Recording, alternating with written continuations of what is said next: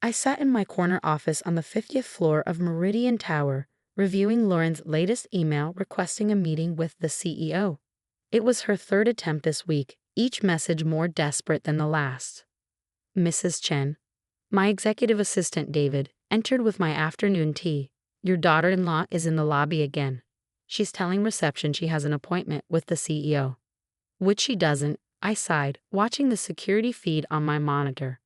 Lauren was wearing her finest Chanel suit, perfectly coiffed for the meeting she'd never scheduled. How long has she been waiting? 20 minutes. Should I have security escort her out? No, I smiled, picking up my simple blazer from the coat rack. I'll handle this one personally. Time for my afternoon rounds anyway. I switched my CEO nameplate to face the wall, grabbed some filing folders, and took the executive elevator down to the lobby. As always, I used my secondary ID badge, the one that identified me as Margaret Chen, Executive Administrative Assistant, rather than Margaret Chen, CEO. Lauren was pacing the marble lobby, phone in hand. This is ridiculous. Don't they know who my husband is? Who I am? Good afternoon, Lauren, I called, adjusting my reading glasses. Visiting the office again. Her face fell when she saw me. Oh, Margaret, I'm actually here for an important meeting with the CEO. Really? I pretended to check the scheduling tablet I carried. I don't see any appointments on the calendar. There must be a mistake. This gala is too important to ignore. The CEO must understand that having the Whitman family name associated with Meridian would be invaluable. I suppressed a smile, remembering how she'd specifically asked me not to mention my embarrassing secretary job at her last dinner party. The CEO is very particular about protocol, Lauren.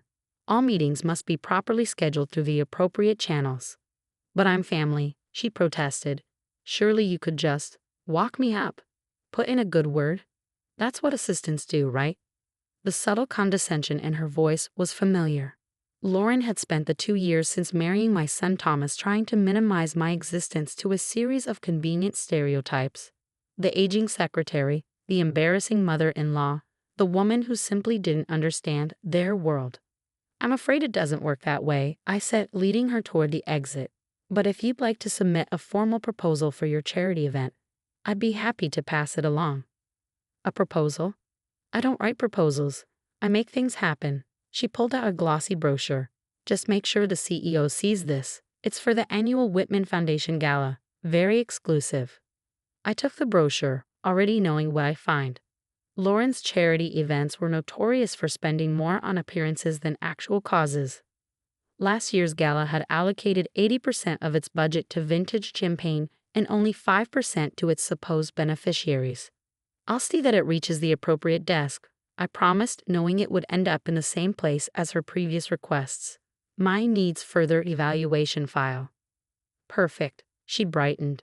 And Margaret? Maybe don't mention to anyone that we're related. No offense, but I'm trying to maintain a certain image here. Of course, I nodded.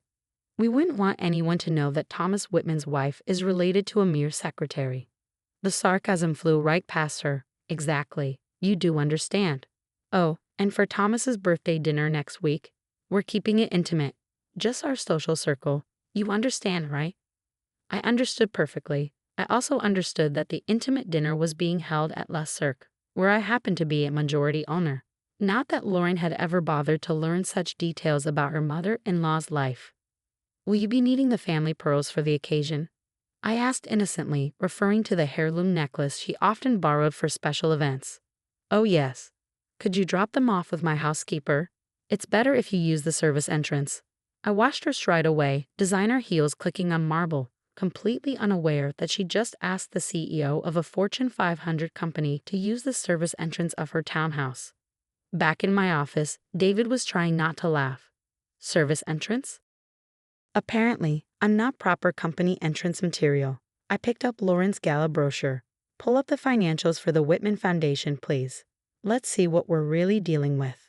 The numbers told the usual story. Lauren's foundation was more facade than philanthropy, a way to throw expensive parties under the guise of charitable giving. Meanwhile, Meridian's actual charitable foundation, which I ran quietly under a different name, had funded dozens of education and community development projects. Should I send the standard rejection letter? David asked. Not yet. I pulled up Thomas's contact. My son, unlike his wife, had inherited my belief in substantive work over social climbing.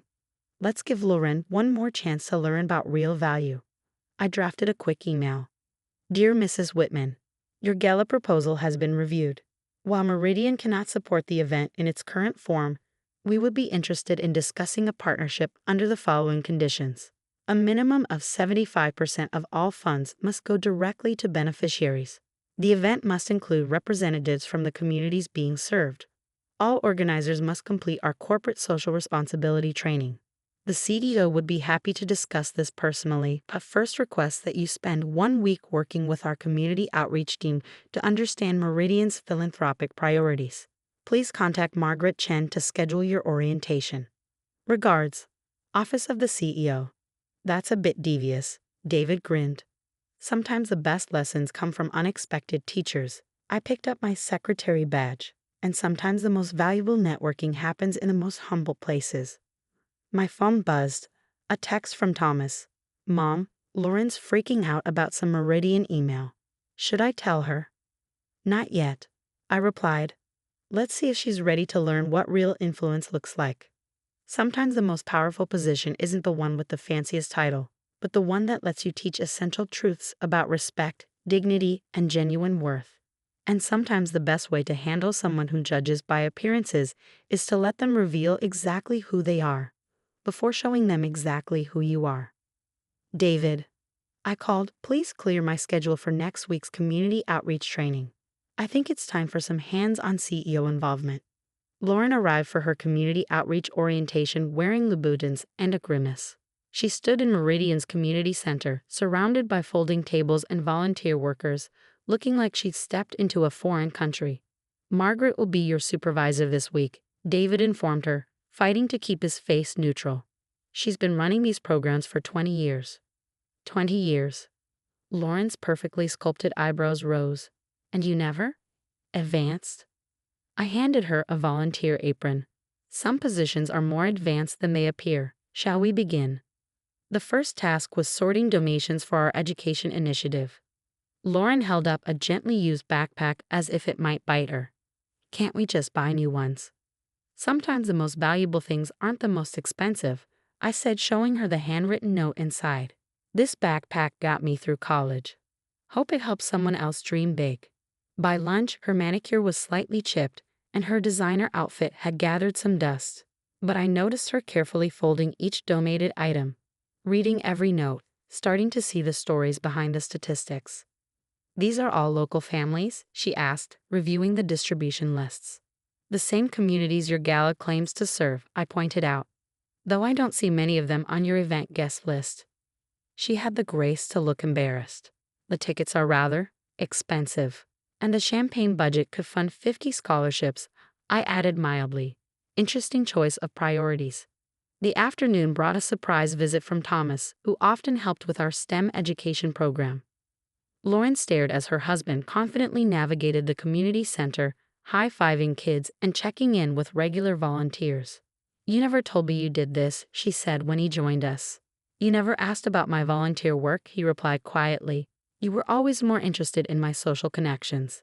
But this is, she gestured around, struggling to reconcile her husband's prestigious business image with the man teaching coding to inner-city kids. Important? I suggested. Meaningful? Perhaps even more influential than your gala circuit. Before she could respond, a young woman approached our table. Mrs. Chen. I got in. Lauren watched in confusion as Maria, one of our scholarship recipients, hugged me tightly. Harvard Medical School, Maria announced proudly, just like we planned when I was 12 and you taught me to believe in impossible dreams. Nothing's impossible with the right support system, I smiled, remembering the shy girl who'd first come to our homework club. Maria's our first-generation college graduate, I explained to Lauren. Soon to be our first doctor. And it all started because the CEO of Meridian believed in community investment, Maria added. I still can't believe I get to thank her in person at next month's scholarship ceremony. Lauren's head snapped up. You've met the CEO. Maria looked confused. Of course, she's right. Very involved in our programs, I interrupted smoothly. Speaking of which, Maria, Could you show Lauren our medical internship files? Since she's interested in healthcare initiatives. As Maria led Lauren away, Thomas stayed behind. How long are you going to let this continue, Mom? Until she learns to see value beyond status, I said, watching Lauren gradually relax as Maria shared her story. Until she understands that real influence isn't about who you know, but who you help. And the gala? Oh, I'll approve it, I smiled. Once she revises it to actually serve the community rather than her social aspirations. By day 3, Lauren had traded her designer clothes for practical wear. I caught her spending her lunch break helping a teenager with college applications. Her phone, usually glued to her hand for social media updates, stayed largely forgotten in her bag. You know, she said thoughtfully as we cleaned up, we could incorporate some of these success stories into the gala. Actually invite the scholarship recipients, let them speak about their experiences. Instead of hiring that celebrity speaker. Well, their stories are more relevant, she paused. I think I need to completely rework the proposal. The CEO would probably appreciate that approach, I noted. Lauren spent the next 2 days revising her plans, consulting with program coordinators and beneficiaries. The new proposal showed a genuine shift in perspective. Community-focused programs, reasonable operational costs, and actual involvement from the populations being served. It's not as glamorous, she admitted, handing me the updated proposal. But it's more meaningful. Meaningful usually outlasts glamorous, I offered. Would you like me to submit this to the CEO now? She hesitated. Actually, could we implement some of these changes regardless of corporate sponsorship? I've been thinking about my foundation's real purpose. I sat back, seeing real growth in the woman who'd once dismissed me as just a secretary. The CEO will be very interested in this evolution, I said carefully. In fact, she's been watching your progress all week. Lauren looked around the empty community center. She has. Very closely. I pulled out my executive ID badge and laid it on the table. Some lessons are best taught from unexpected positions. The color drained from her face as realization dawned. But all this time I've been exactly who I've always been, I said gently, someone who believes in the power of looking beyond surfaces to see real value. She stared at the badge, then at me, then at the community center where she'd spent the week learning what genuine influence looks like. The service entrance? She whispered, mortified. Water under the bridge, I assured her. Though perhaps we should discuss your revised gala plans over dinner. The front door of your house will do just fine. Sometimes the most valuable lessons come from being humbled, and sometimes the best teachers are the ones we least expect. As Lauren struggled to reconcile her previous assumptions with reality, I saw something new in her eyes. Respect earned rather than demanded, understanding rather than judgment. The transformed Whitman Foundation Gala bore little resemblance to its previous incarnations. Gone were the crystal champagne fountains and celebrity appearances. Instead, Meridian Towers Community Hall was filled with a genuine cross-section of our city. Scholarship recipients, program volunteers, community leaders, and yes, some of Lauren's social circle, though they were now participants rather than mere spectators. Lauren stood at the podium, wearing a simple black dress and the family pearls, delivered, this time, through the front door. When I first planned this event, I thought influence meant knowing the right people, she began. Then I spent a week learning from someone I thought I knew, only to discover I hadn't known her at all. She looked at me, sitting quietly beside Thomas. My mother-in-law taught me that real power isn't about who you impress, but who you help. Tonight, instead of hearing from me, you'll hear from the people who actually do the work that matters. Maria took the stage to share her journey from Homework Club to Harvard Medical School. Community organizers presented their initiatives, now fully funded by the Reformed Foundation. Even Thomas spoke about his years of quiet volunteer work, no longer needing to hide his community involvement from his wife's social expectations. The Whitman Foundation is honored to announce our new partnership with Meridian Global, Lauren concluded, though perhaps I should let the CEO share the details. A murmur ran through her old social circle as I rose and walked to the podium. Several of them had been at the parties where Lauren had apologetically explained her mother-in-law's unfortunate occupation. Thank you, Lauren, I smiled. Though I believe you already know all the details, having spent the last month helping develop them from the ground up. The whispers grew louder as recognition dawned. The just a secretary they dismissed at countless events was actually the CEO they'd been desperately trying to meet. Our new initiative, I continued, will focus on expanding educational access and community development, and it will be led by our new Director of Community Relations, if she accepts the position. I turned to Lauren. What do you say? Ready to make your influence really count? Lauren's eyes widened. But after how I treated you. You learned, you grew, you changed, I said simply. That's what good leaders do. The following months brought remarkable changes. Lauren traded her social media photos of luxury events for posts about community achievements. Her former society friends either adapted to the new reality or drifted away, replaced by genuine relationships with people she would have once overlooked. Did you know, she told me one day as we sorted donations together, that Maria's mother makes the most amazing empanadas. She's teaching me her recipe. Through the service entrance, I teased gently. She blushed. I deserved that. I was so focused on climbing the social ladder that I couldn't see what really mattered.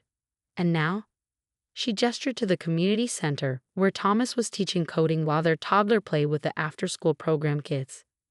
Now I understand that real class isn't about which entrance you use, it's about making sure everyone has access to opportunities. Speaking of opportunities, I pulled out a folder. The board approved your proposal for expanding the education initiative. Really? She grabbed the folder eagerly, then paused. You know, I used to think being CEO meant having power over people. But watching you, I've learned it's really about empowering people. I touched the family pearls she wore, no longer as a status symbol, but as a reminder of lessons learned. Your foundation gala is coming up again. Any plans for the guest list? Well, she smiled. I thought we'd start with a cooking class led by Maria's mother, followed by a presentation from our scholarship recipients. Though we might need to use both entrances, we've got quite a community to accommodate.